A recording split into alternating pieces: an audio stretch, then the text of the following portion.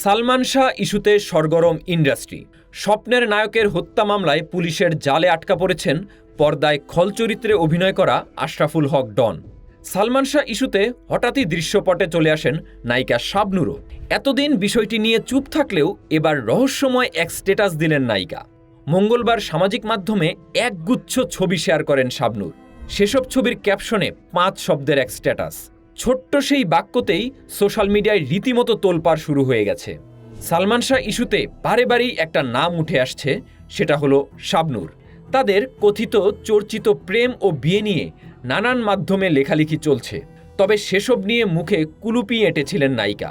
অবশেষে ধৈর্যের বাঁধ ভেঙে নায়িকা লিখলেন, মিথ্যা সাময়িক কিন্তু সত্য চিরস্থায়ী। এদিকে সালমান শাহ হত্যা মামলায় চাঞ্চল্যকর এক মোড় নিয়েছে। গত সপ্তাহে হজরত শাহজালাল আন্তর্জাতিক বিমানবন্দর থেকে মামলার অন্যতম অভিযুক্ত খল অভিনেতা আশরাফুল হক ডনকে গ্রেপ্তার করেছে পুলিশ। পরে তাকে আদালতে তোলা হলে জামিন আবেদন নামঞ্জুর করে কারাগারে আটক রাখার জন্য আদেশ দেয় আদালত। আদালতে শুনানি শেষে রাষ্ট্রপক্ষের পাবলিক প্রসিকিউটর ওমর ফারুক ফারুকি গণমাধ্যমের সঙ্গে আলাপকালে অভিনেতা ডনের পূর্বে প্রদত্ত জবানবন্দির বিস্তারিত তুলে ধরেন। জবানবন্দি অনুযায়ী ঘটনার দিন সালমান শাহর বাসায় সামিরা এবং আজিজ মোহাম্মদ ভাইসহ অন্যরা উপস্থিত ছিলেন। সালমান শাহর মৃত্যু রহস্য উন্মোচন নিয়ে দীর্ঘদিন ধরে বিভিন্ন মহল থেকে দাবি উঠে এসেছে।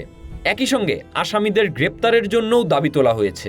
নায়কের ভক্তরা বিক্ষোভ করে মামলার অন্য সব আসামিদের গ্রেপ্তারের জন্য দাবি জানিয়ে এসেছেন বিভিন্ন সময়। আর এসব ব্যাপারে এতদিন নিশ্চুপ থাকলেও মঙ্গলবার 18ই আগস্ট ফেসবুকে মাত্র একটি ছোট্ট বাক্য লিখেই যেন না বলা নানা কথা জানালেন শাবনূর। 1993 সালে কেয়ামত থেকে কেয়ামত সিনেমার মাধ্যমে বড় পর্দায় ডেবিউ হয় সালমান শাহর। প্রথম সিনেমায় তার বিপরীতে ছিলেন মৌসুমী। তারপর তুমি আমার সিনেমায় শাবনূরের সঙ্গে জুটিবদ্ধ হন সালমান শাহ। সিনেমাটি মুক্তির পর ব্যাপক জনপ্রিয়তা লাভ করে এই জুটি। এরপর মাত্র 4 বছরের অভিনয় ক্যারিয়ারে 27টি সিনেমায় অভিনয় করেন এই অভিনেতা।